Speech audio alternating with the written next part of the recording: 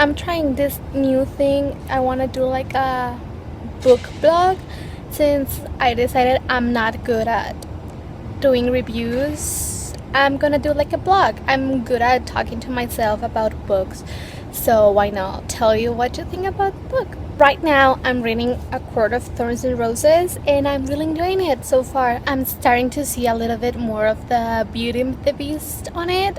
Like, I don't know, it's like she already went with the beast. It's not a beast, it's a high fae. I'm really looking forward to the next few chapters, and I can wait to finish all of it because it's looking really good. Hello, so here's my update before I go to sleep. Something I loved is like 2 years ago I presented The Beauty and the Beast, the musical, and it brings back some memories. Like it's because it's kind of the thing, kind of like it.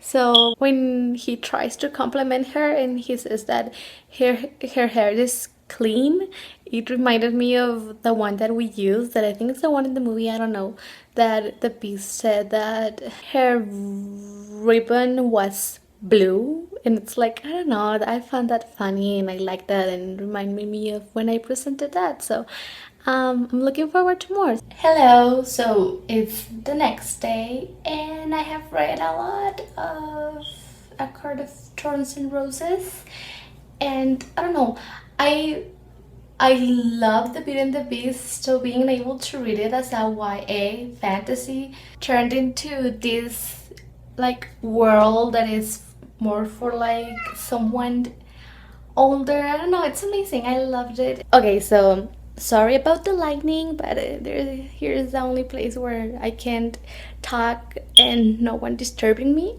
Hamlin is like so sweet, and I love that all that he wants to do is protect her, but at the same time he doesn't want to hurt like anyone outside, like other fairies, and he's struggling with a lot of that. And I really want to know how they can solve the blight, because I mean, I want to really know how his face looks. It's just, I don't know, there are so many things I'm loving and little things are happening, and I think it's becoming one of my favorite books, and I can't wait to finish it because it seems like it's gonna be like, well, I hope I don't get disappointed with the ending because it looks like it's gonna be like great. And I don't know, I love how Sarah J Maas gives a lot of, created a new world that I could just submerge to it and just be lost there and love it. And the writing is amazing, so having a great time reading it. Also, can we talk about the night of the Great Ride?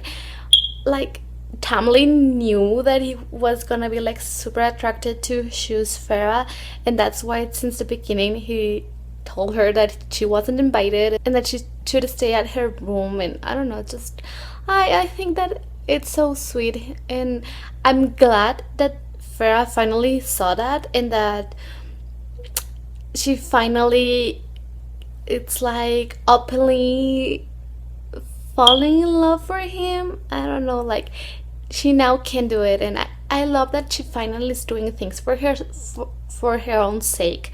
Like she's not doing everything for her family, even though she's still worried about them, but at the same time it's good to see her enjoy herself a little bit more. And I love when she just said to Tamlin that she loved to paint, and then he showed him the gallery and gave her all these supplies to paint. And I love that Farah gave him a painting. I'm on page 225 and they haven't kissed. I want them to kiss. Like they make a deal and she was gonna kiss him, in return that him like make her see the whole fairy world better. So I want that kiss now. It got better. I turned the page and Farah was all drunk and stuff, and she went to dance, and guess who was playing an instrument? It was Tom. I don't know, I liked it a lot. And then he took her to this pretty place where people were singing, and it was amazing, and they kissed. they kissed again, and they kissed again, and they went to see the dawn. And I don't know, it was so like, and then she finally was happy, like it was her happiest moment of her life, and that's so nice. But I'm so sad because it's like Prithian, it's such a pretty place to be struggling with a huge problem like the blight. I mean, I just want them to solve it already, because it's so sad that it's a pretty place with such a huge problem, and I want them to be happy and problem free. Also, there's like, I haven't mentioned, but there's also this she that has been like around, but we like don't know who that she is, because Tam and Lucian had never said who she is, but I think she has a lot to do with the blight, and she might be controlling a lot of them. So I hope to know more about Tam's life, because it seems interesting. I don't know. And also I want to see if Farah gets to see her family once again, or at least talk to them, because I mean, I want to see if they really just like forgotten about her. That would be so unfair, because she has done a lot for them, and just to forget her because they are now like taken care of and she just left. I mean, it's, I hope that's not what happened, and I hope we get to see what's happening with their with her family. Good morning. So it's the next day. I got to read a lot of last night. Well, not a lot, because I decided that I needed sleep, so I forced myself to stop reading and go to sleep. But I read some important things, so I might get a little bit spoilery. First, when I said that I wanted to see more of her family, I didn't meant to send her home. I know it was to protect her, but I hope that Farah finds her way back home to Tam soon, because I don't like them being apart. Okay, second thing I want to mention is the love making scene. I mean, oh my god, it was like a lot. It's written amazingly, but I was like, whoa, I wasn't expecting that. I'm so used to just like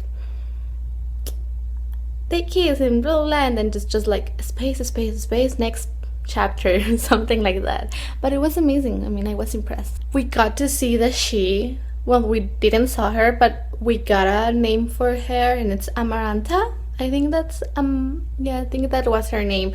And still, I don't know why she's tormenting them. I mean, they are so powerful. At least Tam is so powerful, and I now know that Amaranta is the blight, and that she cursed everyone, and they weren't able to say anything to Farah or to the human girl that might break the curse.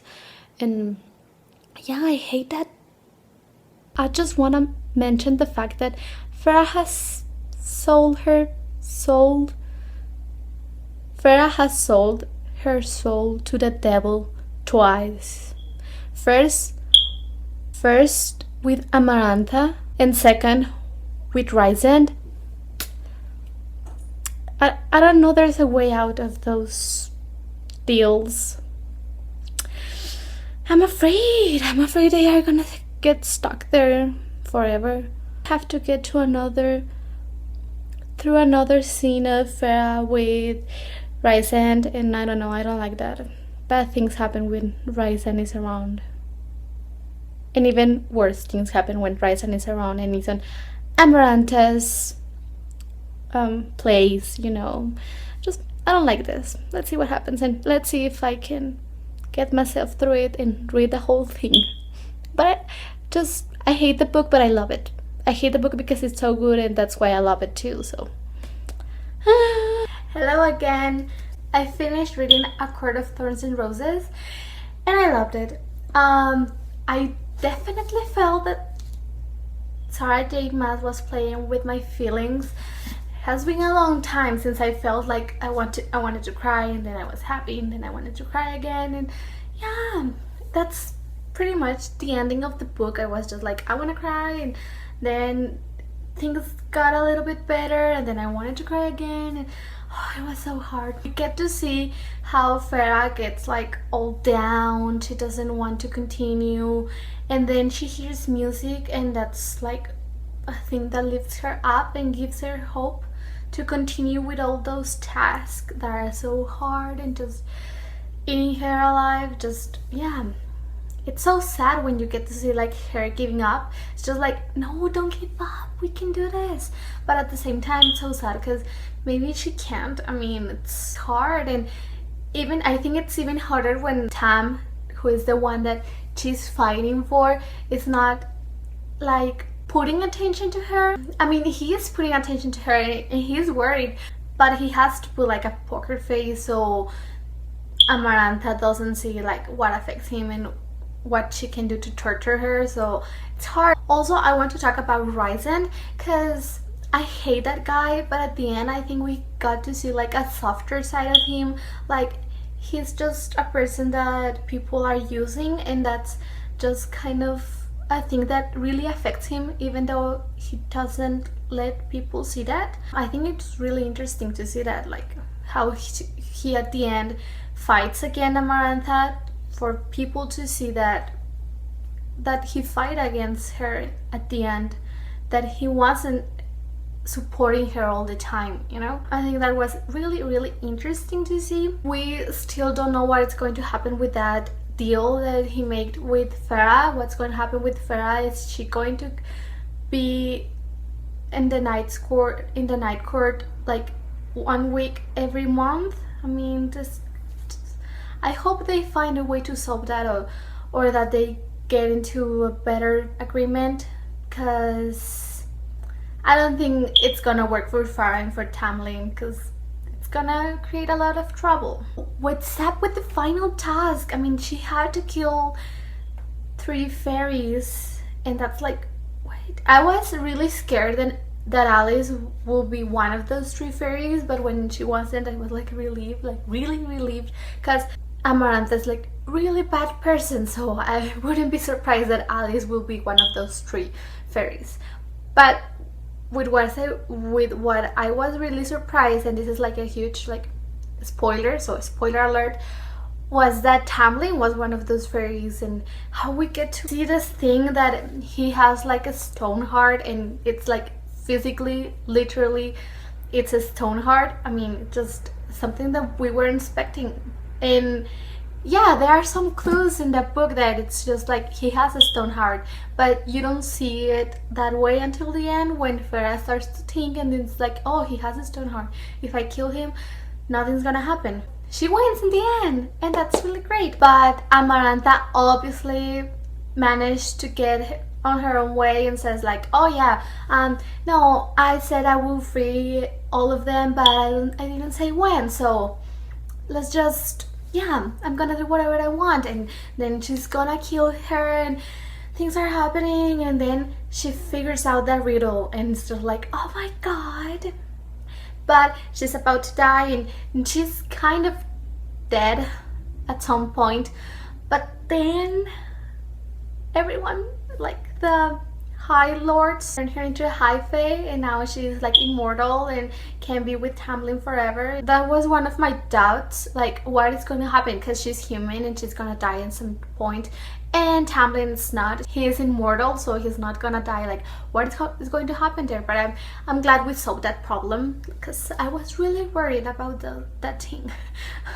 And I'm happy it's come to a good solution.